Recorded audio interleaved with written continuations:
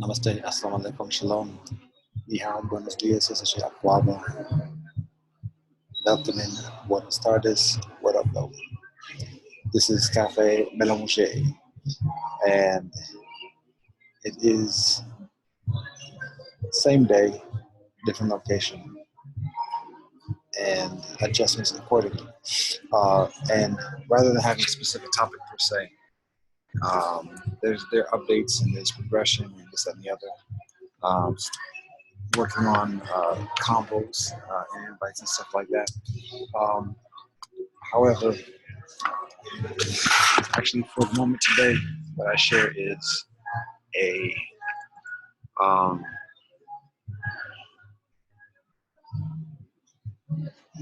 somewhat of a story time, but just like personal reflection within the experience of melange. Specifically in the context of communication and these joints and additionally. What I have recognized through the years, but recently, is that I am one of those who has a very extremely modest, intuitive sense for online communication in all the different aspects, whether that's business, personal, friendships, family relationships, romantic relationships, or otherwise. I'm without a strong intuitive sense about communication, and that's has a lot to do with the fact that when the internet comes out and becomes a big thing, I'm already an adult, so I don't grow up with it, and because of that. In terms of reading people, reading situations, and additionally, a lot of communication is actually not in the actual what's said. It's actually in the silence. It's in the spaces, like Lao Tzu teaches. It's being able to read what people are saying beyond what they're actually saying, and that's why in-person conversation is very valuable. And even in hearing voice and talking on the phone, it's obviously somewhat removed, but still very valuable. It's difficult to replace that. However, when just reading words, whether it's a written word, whether it's on the screen, or whatever, it's difficult to get to read what actually the person is saying beyond just the words. And when it becomes back and forth, and then it gets enveloped in all this stuff, it's difficult to read. So that's one thing. And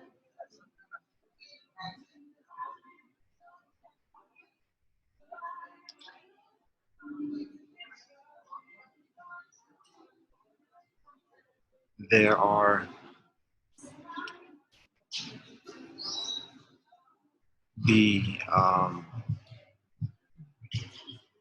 there's the tendency or the phenomena of catfish and ghosts and trolls. Oh my! The different things that people do, particularly on online communication, taking advantage of the lack of immediacy and direct interaction, and being manipulative or conniving or deceitful or hostile along those lines. And that, even when people don't experience that directly, it influences, adversely influences online culture, so that people's expectations or concerns or fears or suspicions are shaped accordingly just because of an awareness of it being done. And so that affects communication as well.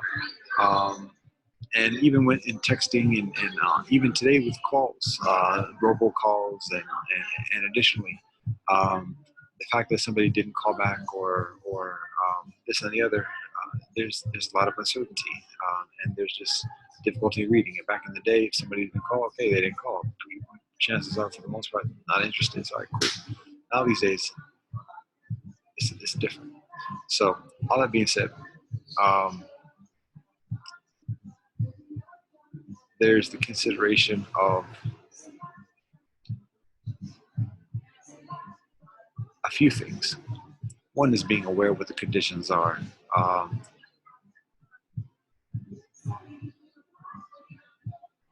and adjusting our expectations accordingly. Um, one other difficulty, I think I got some boogers in it. Oh yeah, it's just gonna stay there though. I ain't gonna address it, so I'll just tip the head down a little bit. Anyways, I've been outside. Um, actually, I haven't done anything. I'll address it.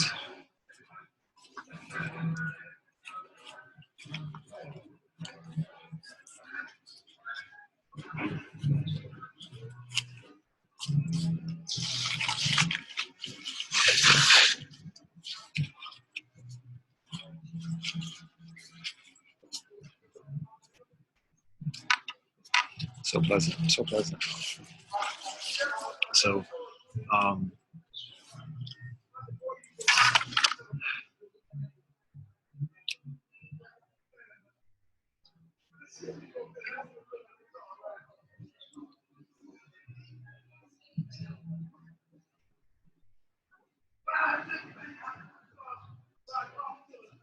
part of the challenge is that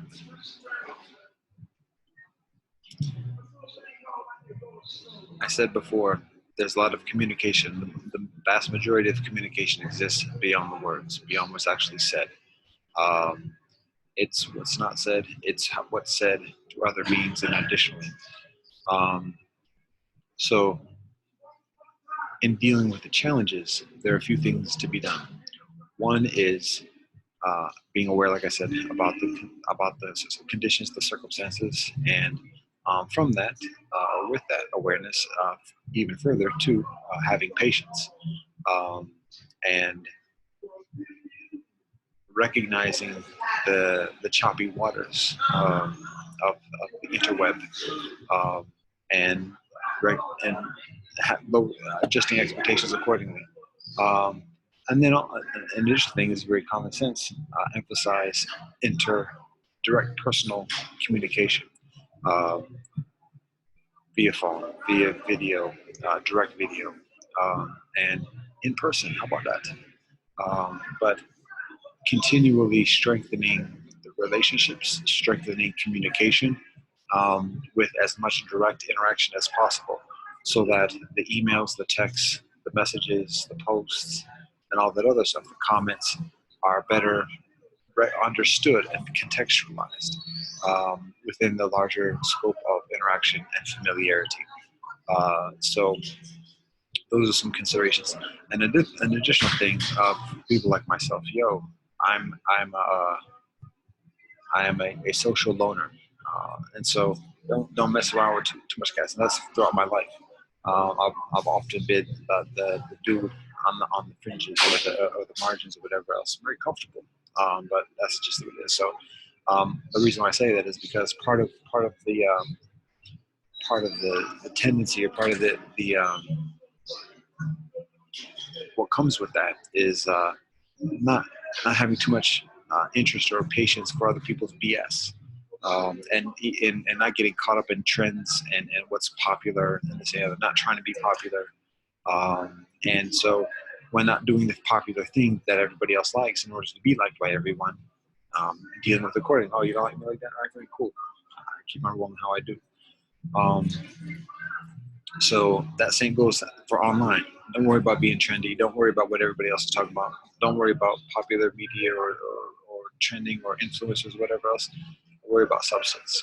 And so it's not, I ain't worried about popularity contests. And much of life is just a continuation of high school and a popularity contest in different ways. Who's got likes, who's monetizing this, that, and the other, how many viewers, this and the other. It's for the popularity contest. So I abstain from worrying about doing things that are popular or liked by many people. I worry about honesty, truth, substance, upliftment.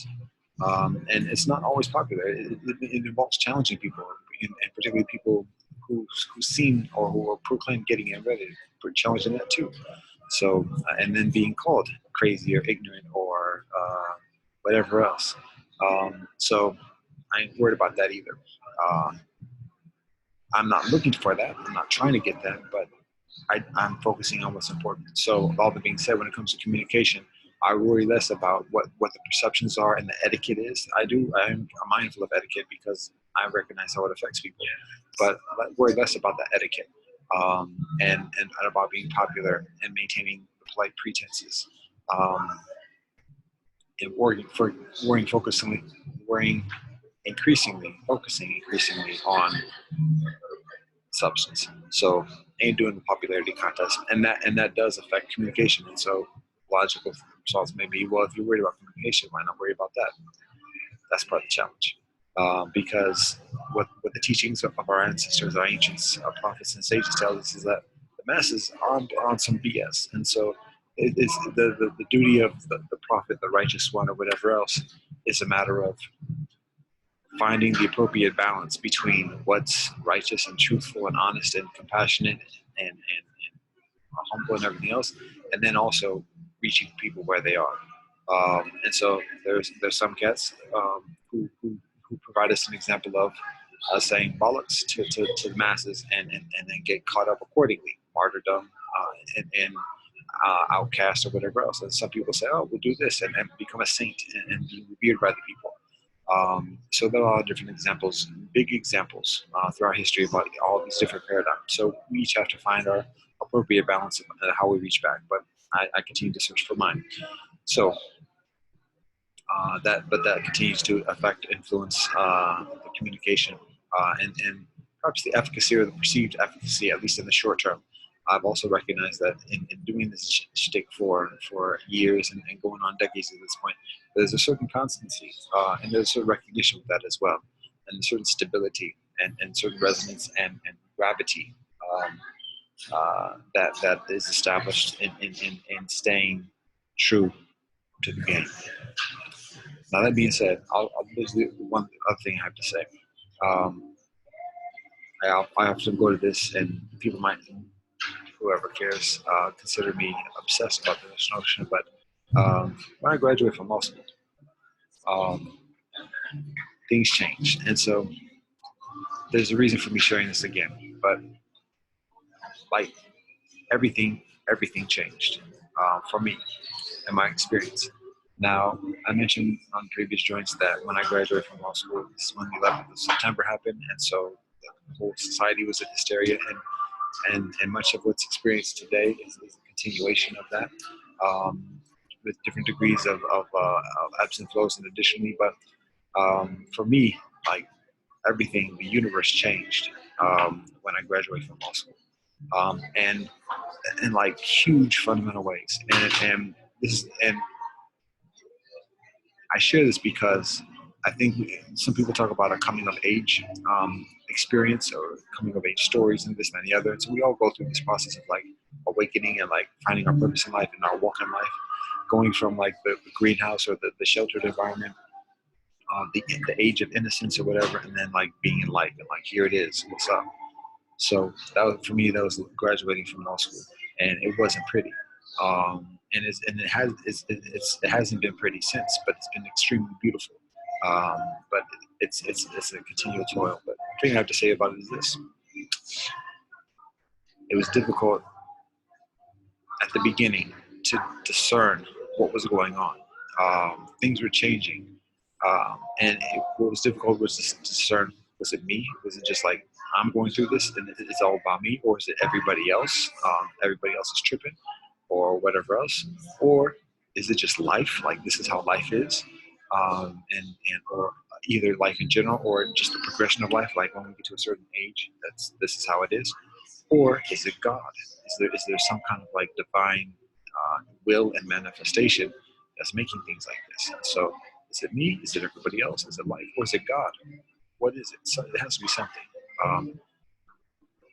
And for me, the answer is all of the above, in different ways, because like people communicate, socialize extremely different than 20 years ago when I graduated from law school. All these devices and everything else wasn't around. The norms and the culture that are associated with that, relationships are different. And again, it's difficult to read people. Like, what is it me? Is it just like I'm just the odd one out because I'm used to being like that, so maybe it's just me. But whereas everybody else just on some different stuff, like everybody else has lost it and doesn't know what's going on. And sometimes people speak to that, so it's like, okay, it must be everybody else. But then it's like, well, is it just life? Is it just like when we grow up, do people just get caught up in BS or just kind of get entrenched in their own little bubble? And like, is this just like a matter of life, or is this like some divine kind of providence being manifested? Um, Again, all of the above. Now I'm repeating myself, but my point is, it continues. And I actually don't have a specific point. It's a matter of being aware and recognizing that it's a continual process. And rather than getting worried about it, enveloped by it, or insecure about it, whatever, it's a matter of finding our purpose. Why are we here? What's our walk? What is the service that we provide? And being true to that, sustaining ourselves, prospering ourselves in that process, and promoting the well-being of those around us in as genuine as way as possible, um, and continually maintaining a balance accordingly.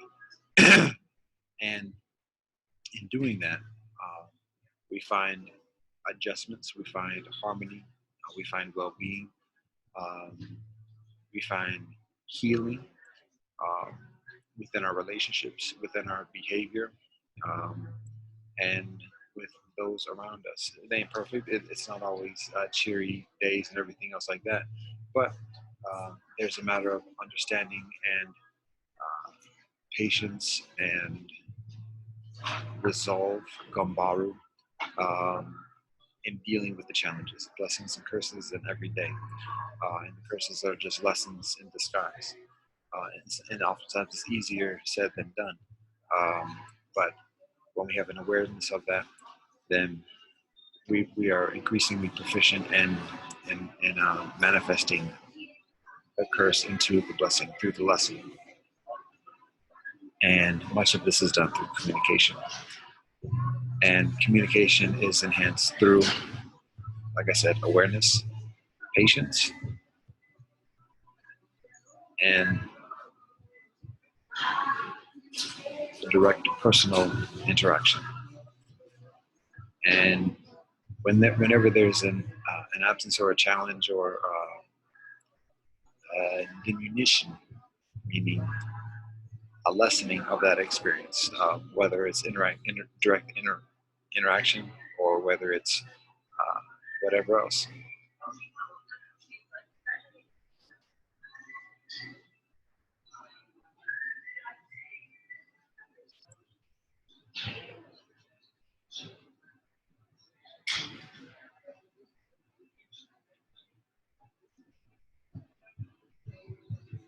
We can be still, we can be quiet, we can be honest.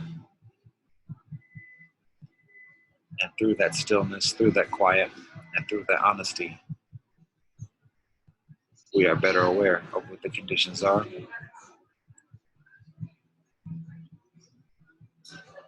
and how to proceed accordingly. So anyways, that's what I share. I gotta roll. Namaste, assalamu alaikum, shalom, zaijian, adios, te jacarisa, sempre nasimo, one love, peace.